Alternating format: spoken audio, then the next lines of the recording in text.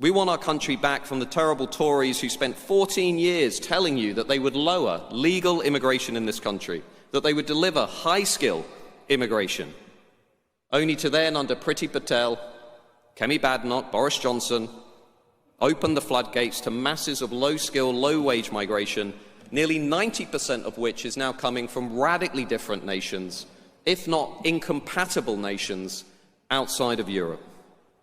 You know, they tell you to trust the expert class, but here's one statistic tonight I want you to remember. Since 2021, of the millions of people who have come into this country, only 15%, 1-5, came in on high-skill worker visas. 15%.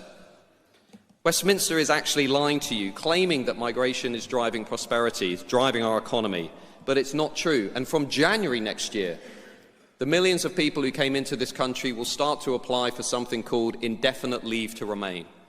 In other words, they will stay here forever, having access to the NHS, student loans, the welfare state, and they'll be able to bring relatives in.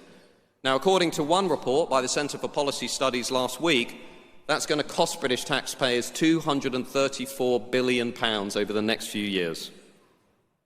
£234 billion. That's what our children are going to pay, and that's what their children are going to pay.